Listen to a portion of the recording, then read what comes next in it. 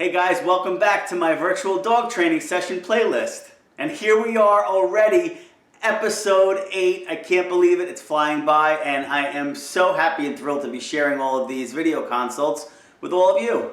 This consult was pretty cool. It was a longtime friend of mine and fellow rescuer, and we got to chit-chat about some issues she's having with her two females.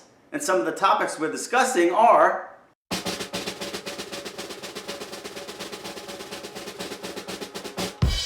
in this video consult, it's a great example of how sometimes, depending on the circumstances and the situation, managing an environment and managing behavior is an important part of any progress we make moving forward.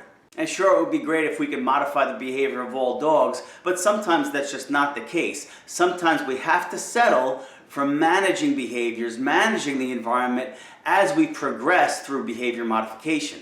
People hear me say it all the time, safety is always my priority.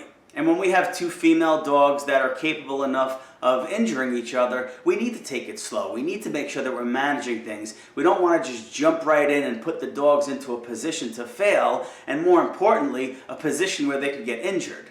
And that's really what you're going to see in this video. We are talking a lot about environmental management, and we're also talking about little steps we can take moving forward that can help the girls coexist peacefully. So sit back, relax, and enjoy this video consult. And don't forget, if you didn't see the rest of the playlist, I'll throw the link up there. Make sure you check out the other video consults I posted already. Yeah, they're both females, right? Of course. Yeah. How old is Sparky? Sparky's about 10. Oh, wow. Okay. And Roxy? Yeah, and her and Storm got into a few fights, Right. like bad fights. Roxy is about 6. Okay. And they both, they're both dog reactive. They both get along with our male. Oh, what's the male? Ziggy, he's about 4. He's a bully. Ziggy? Yeah, he's bulldog pit bull Right. mix. And they both get along with him. Yeah. Okay. All right. So, yeah, I mean, when you messaged me, you're doing all the initial things, right? Obviously walking them, right? Getting them in motion in the same direction, walking Right. together as one unit and a family. So we even go, one in one direction, one in the other direction, and that's fine. Right. So anything outside of the house is fine. Right. And so how many fights have they gotten into? 2. How many? 0. Oh, they've 0. never fought. Okay. No. Okay. So what is their coexistence level inside the house? Well, they're both crated. We crate and rotate. Okay. But they're normally on different floors, so they don't really see each other. But since we've been doing the pack walks together, when we come into the house, we come in together, one in front of the other. And then we created them on this. The rooms are friggin' huge, so it's like 2 rooms in one. So we'll put one in one corner and one in the other corner. They could still see each other, but there's a distance. So they're like created in the same room, but a good distance from each other. Yeah. Okay. And now, all right, so you're creating and rotating, but Ziggy is out all the time then? Yeah. Okay. Okay. And then, all right, so when you go on a walk and you come back in the house, they're both on leash, I'm guessing, right? Yep. Okay. Do you just come in and then you just put them right away? Yeah, put them right in, give them water, and then, give them some treats. And then we actually leave the room because, especially with Sparky, she has, I don't know, she's very, protective and over me. It seems like I'm the issue with her. Okay, so when you she's possessive over me. Right. So when you come in from the walk, they get their water or whatever, then you go in the room, you put them in the crate. So if you stay in the room, she'll start acting up a little. We haven't tried that. No, I'm asking, like, when you put her in the crate, you said you have to get out of the room right away.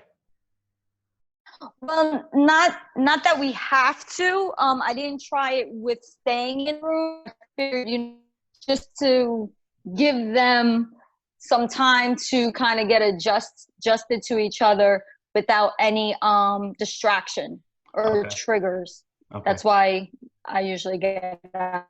Right. All right. And then, all right, so they haven't gotten into any fights. What kind of conflict have you seen or experienced between them?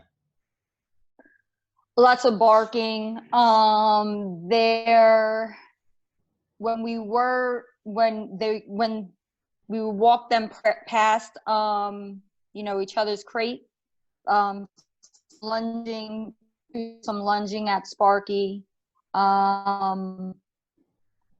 Sometimes just the look that they give, it kind of sets them off. Right, like that sustained stare kind of thing? Yeah. Okay. All right, so when are you moving? This week. Okay. So, because, I mean, obviously that's an important part of the equation. Now, are you moving to the same neighborhood? Well, we're moving over by Broughton. We were on Montgomery. We're moving to Broughton now. Oh, so completely different area. Yeah.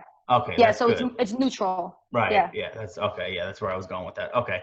Because obviously, clearly you're not going to be able to do much this week. You're moving. Right. So, initially, especially with the move, and then when you get into the new place, you're going to have to settle down, right? You're going to have to unpack, and there's going to be a lot of craziness going on. Well, the good thing is, in a way, right? I had to pay my full rent here, and the new landlord wanted something by, at least June 15th. So we've been moving slowly and unpacking. Oh, so okay. like getting as much settled as possible. So, it won't be too crazy. A lot of things will be set. Like we have, I missed that last part. So since we're able to do it in small spouts, smaller sessions with the move, we have a lot of things that are already put away. So it's not like we're going to really be unpacking too much with them in the house. Okay, good. Okay. So, all right. So once you get settled in, obviously you want to continue with the walks, right? And, however you manage the walks and whoever you leash first, whatever works for them, because, as you know, I mean, sometimes if you leash one before the other, the one that's not leashed goes crazier. So whatever the least course of resistance is, go with that one. Mm-hmm. Whatever you figured out by now. Now, does Ziggy join you on the walks or no? Sometimes. Okay. Is there a difference or change in chemistry when Ziggy's there versus when he's not there? A little bit with Sparky, because we try not to, and I kind of fucked up over the weekend with walk. Not really fucked up, but when I do the pack walks, it's like no interaction, right? Even if Ziggy's there. But this weekend, I kind of went over and like Ziggy and Roxy sniffed. And Sparky started getting, antsy.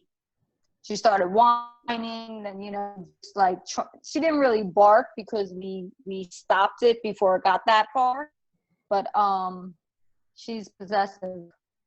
Okay, so do you think, and I hate to use this word, I hate to use this word, but for lack of a better word, do you think there was some jealousy going on because Ziggy was getting attention from? More because Sparky's pretty fearful, even though she wins all the fights. She's always been attacked. Right. So actually, Roxy and Sparky did have one fight when we were in Bloomfield, and that's when one of the doors got open, and Roxy ran down and attacked Sparky from the back. Okay, gotcha. And again, Sparky wins all the fights. Okay, so that whining could have been a precursor to a more agitated state of mind. Yep, that's what I took. Gotcha. Okay. So, all right. So once you get into the new house, obviously they have to get situated with their crate and their new living environment. Just like people who adopt a dog and they need to decompress a little bit. Yeah. You know, that certainly applies. Not so much so because they're with their pack, right? Everybody moved together. It's not like they were thrust into an entirely new family. It's just a new environment. So the good part is really not much of a decompression to go on as far as relationships go. It's just environmental. So that kind of cuts your battle in half, so to speak. But definitely what you want to do is continue on the walks. When you come back in the walk, what you want to change, you need, and again, if you go on and you need to block out a certain amount of time. So Yep. if you have 45 minutes allotted to a walk, okay, you want to walk them for a half hour, because what you want to do is when you come back in the house, you want to sit down, obviously have them leashed, and have each handler has a dog, and sit in the same room at a safe distance for another 15 minutes and let them settle down. Okay. Oh, okay. So two things, obviously after the walk, you're going to drain them a little bit, so they're not going to be as on edge. Right. Number two, obviously they're going to be exposed to each other for a more extended period of time in a stationary setting where they're not moving, right? Because as you know, when they're walking, at some point they get focused on the walk, they start ignoring each other. Right. We need to start gathering some information of how they're going to respond to being stationary in the presence of each other, okay? And part of it is to gather information. The other part of it is if something happens, obviously we can modify some behaviors. But safety is always the concern. So make sure you have a safe distance apart. You know, 'cause we don't want another fight, obviously. I would say don't use treats initially. I would say if anything, just, verbal and physical praise, maybe some massage after the walk. And, you do the same thing. Come in the house, let them get some water. But instead of going right to the crate, then go to the living room or the kitchen or something, somewhere where you have enough space where each of you could be on the opposite side of the room with the other dog, or at least a safe distance apart, right? If you have 6-foot leashes, you don't want to be 12 feet apart, because that's not safe, right? Yeah. So I always say 18 feet if you have 6-foot leashes, because that gives you 2 full leash lengths and a step in case you get a little tug from a dog, right? Oh, okay. You have a little buffer in case you need to react and pull them back to you. Right. So, okay. So when they're on the leash, so allow them to kind of like walk, or, like say if I'm sitting in a chair and, she's going over to the TV and then she turns around and comes to the couch, like give her that space.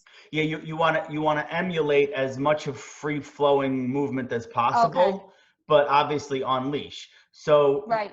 And I don't know what your new setup is like, but I don't know what your old setup is like either, but anyway, so maybe it's going to be you and your husband, right, that are going to be walking them? Actually, probably me and my son. Okay. All right. So whomever it is. So let's say you're handling Sparky, right?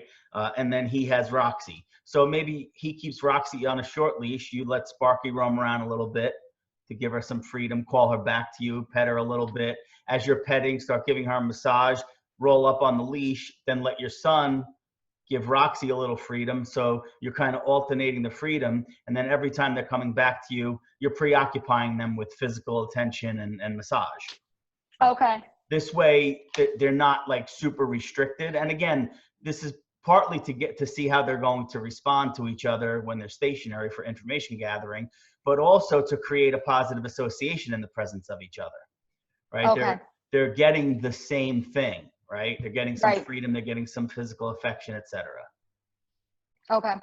And then depending on how things unfold, if you wanted to introduce treats and do a couple of little, like mini training sessions with them simultaneously, you could certainly do that. I would just say for now, hold off on introducing food to the equation. Okay. Just so we could get a better information.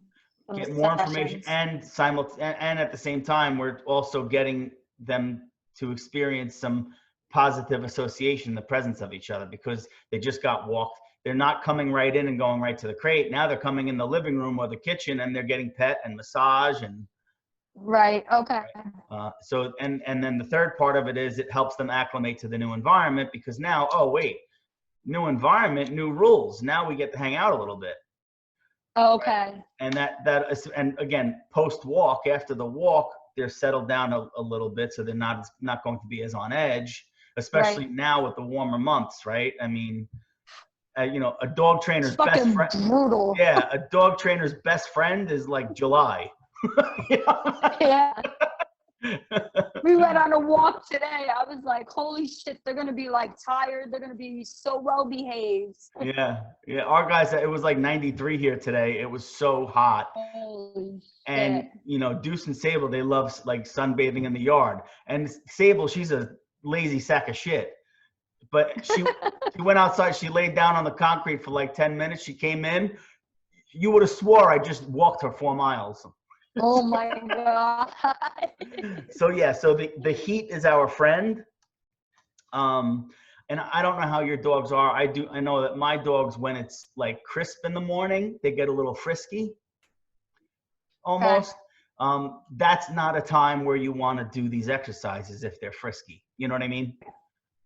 Yeah. Because we want to get them. Yeah, we've been going either at lunchtime, like even like around 10ish, because it's not too hot and overwhelming for them. But we've been doing about 2 miles with them, and it's been wearing them out. Okay, good. Yeah, I mean, and obviously play it by ear. Each dog is going to respond differently. Where Sparky's 10, she might not be able to go as long as Roxy when it's hot out.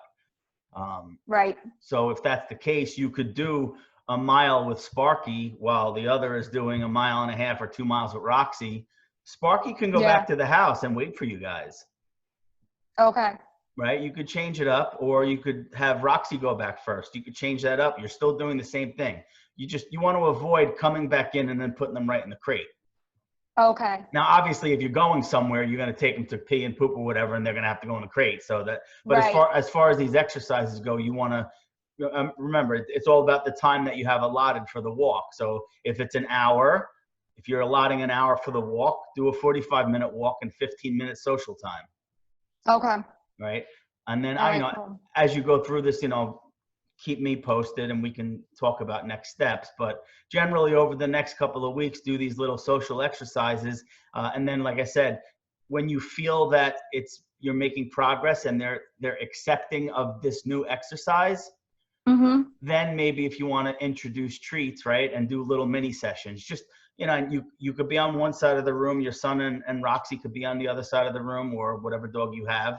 Right. Just like we talked about in, my dog training program, right? Those quick little mini sessions, do a few a day, sit down, come stay, 60 seconds. Right. Doesn't have to be too long, because now they went on a walk, they're going inside, they're getting some freedom, they're getting some social time together, they're getting hugs, they're getting massage. And now after a little while, now you're adding positive reinforcement sessions to the equation again, just to try and create this. We're like bombarding them with a whole new association with each other. Okay, good. Right. And, and obviously we'll have to see where this takes us. At the end of the day, you got 2 bitches that are edgy. Yes. And as some of the dogs I'm a trainer, and, we're trainers, and I've had to crate and rotate. I mean, I got nothing to prove. I don't need to prove anything to anyone. I'm not risking my dog's safety. I could have done things to make it different, but I'm not going to engage in training or modification that's going to negatively impact my dog. And then they're all going to be on edge. They may not fight, but they're not going to be happy. And that's why creating and rotating and creating an environment where everybody can be happy, to me, that's more important. Right. So, given Sparky's age, she's 10, let's try to enrich her life while creating some positive association, see where that takes us first. Okay. Then if we have to do something else, we can. But I don't shy away from correction, but I also like to start creating this new positive atmosphere, and enrich their lives at the same time. And that's what we're doing. Instead of going right back in the crate, they're getting all this other good stuff first. Okay, cool. Does that make sense? Definitely. I have a question though. So when we first go to the house, right, because we were thinking of doing like small, instead of just moving them in, like on the day that we're moving in, we thought about going down there and kind of just, going into the, having a walk over there, coming in. And now that you mentioned this new like social exercising, do that, not even introduce them to the crates, and then, come back home to Sparta. What do you think about that? Excellent idea. Absolutely. Because you have the ability to do that. Yes. Because, and again, they're not staying there. So it's kind of a transient environment. So there really shouldn't be any conflict. They'll probably be more preoccupied with this new environment. But Right. some of your stuff is there already. So yeah, that's true. They're going to smell that. So just keep that in mind. Right. Right. But again, if they're just kind of, I would say don't get out of the car and go right in the house. Maybe get out of the car, go for a quick little walk. Even if it's just down the block and back. Let them pee, let them stretch their legs a little, kind of look around. Where the hell are we? Go in the house, take them, if you want to, take them in and do this exercise, you can. Sure. Okay. Yep. All right, cool. Yeah. And then one other question. So, when they did that whole butt sniff, like when you hold the head and, so we did that, and, Sparky to Roxy was fine. She didn't try to bite her ass or anything. But when Roxy went to Sparky, she wasn't happy. She started, she was uneasy.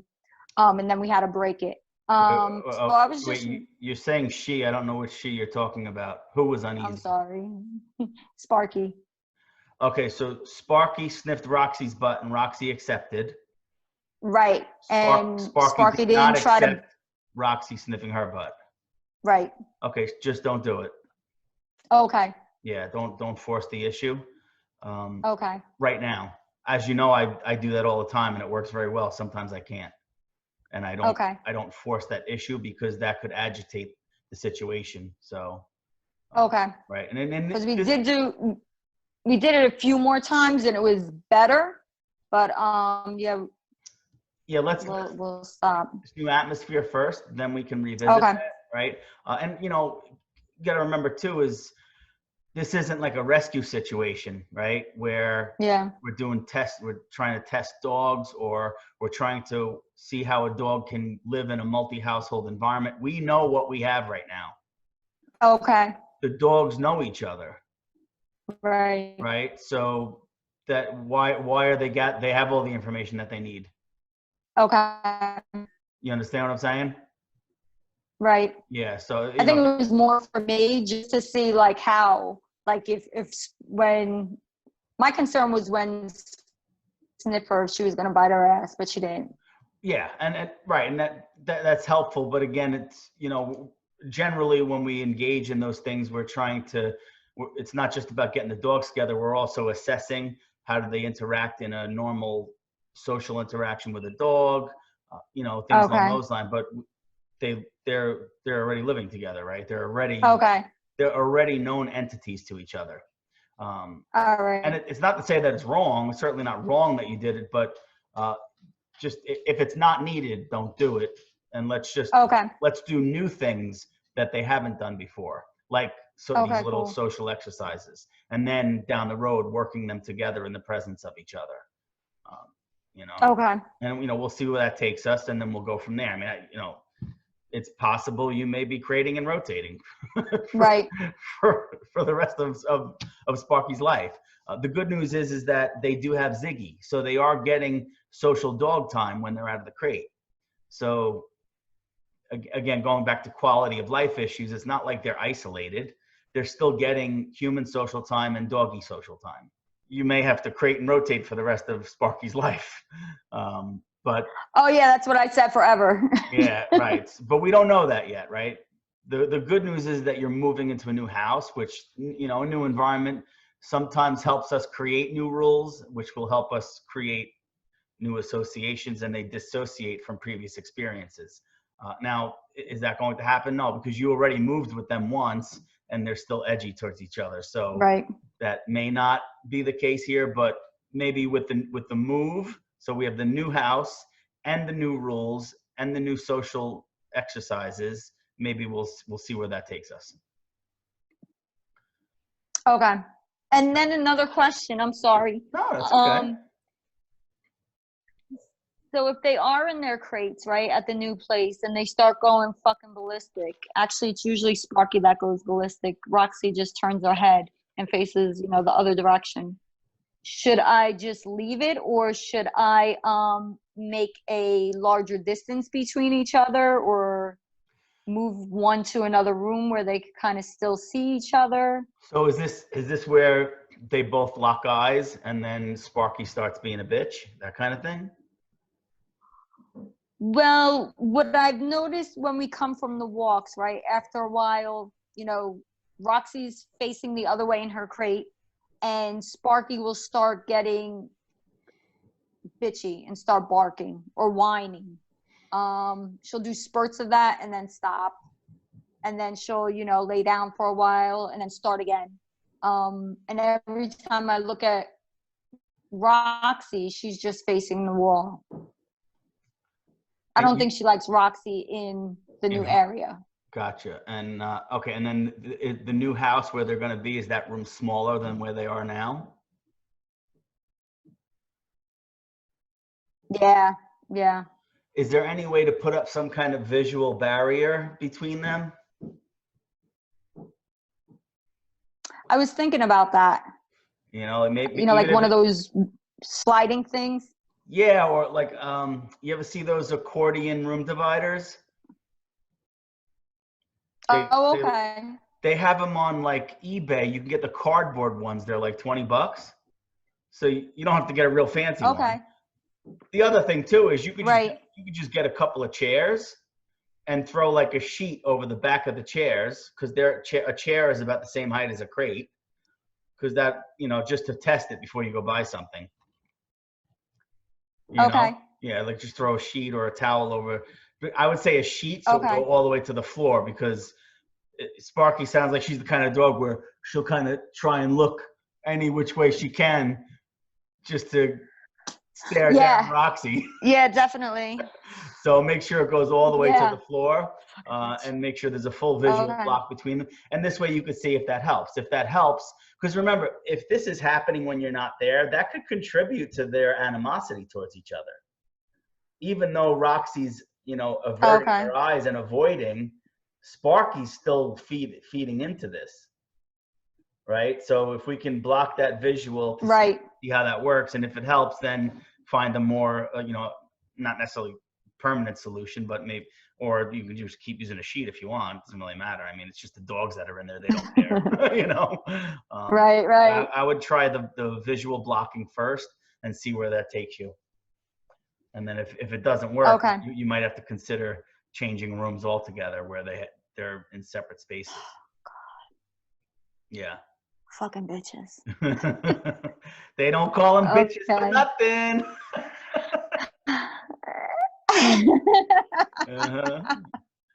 Yeah. Yeah, it's, you know, it's all right, this was helpful. Thank you, Jeff. Yeah, it's, you know, there's no one size fits all, and there's certainly no rock solid permanent solution to this. Just gather the information we need to make the progress you can, and then we'll touch base again and we'll take the next steps. And, you know, if we have to do something else, we can. But I mean, over the course of 3 or 4 weeks, you know, with doing these exercises and then introducing little food-based obedience sessions, you should see some progress where you could see the edges off. They're not targeting each other as much after the walks. They're settling into the new environment, and then you can kind of see where that goes. Well, I hope this was helpful, and if you like this video, make sure you give it a thumbs up. That kind of helps me out a little bit on this whole YouTube algorithm thing. And take a peek around my channel. If you like what you see, consider subscribing. Click that bell so you get notified when I upload new content as well. And thanks for tuning in. I really appreciate your support. And don't forget, if you guys have any content questions or behavior or training issues that you want me to highlight and post up here on YouTube, send me a little message. I'll put my social media links below. You can email me, pop a little comment here on this video, and I'd be happy to provide that content for you.